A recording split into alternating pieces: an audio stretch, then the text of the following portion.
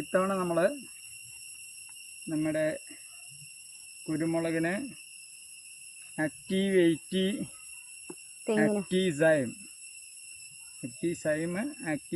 രണ്ട് പോഷകങ്ങൾ നമ്മുടെ സസ്യത്തിലേക്ക് ഇങ്ങനെയാണ് ഡൈല്യൂട്ട് ചെയ്യുന്നത്.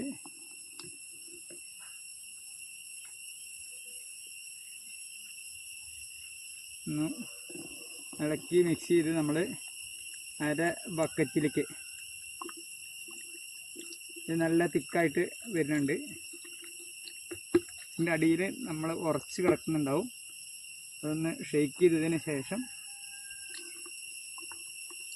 വേണം എടുക്കാനായിട്ട്.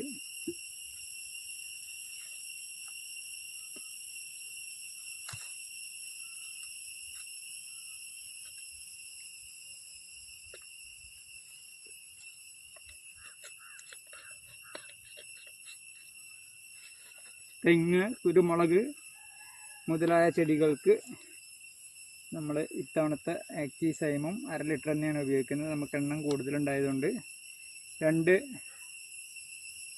പ്രോഡക്റ്റുകളും 2:1 എന്ന റേഷ്യോയിൽ മിക്സ് ചെയ്യാവുന്നതാണ്. ആക്റ്റീവേറ്റ് നമുക്ക് 1 ലിറ്റർ വെള്ളത്തേക്ക് 2 ml, ആക്റ്റീവ് സൈം ഇത് 2 ml, ഇത് നമുക്ക് ആക്റ്റീവ് സൈം 1 ml 1 ലിറ്റർ വെള്ളത്തേക്ക്.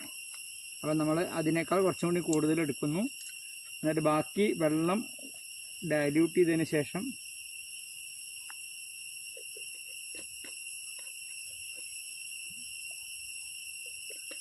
ഒഴിച്ചു കൊടുക്കാൻ പോവാം.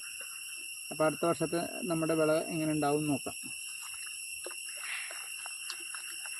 ഇതാണ്. ഇനി ഇതിലേക്ക് നമ്മൾ വെള്ളം ആഡ് ചെയ്യാണ്.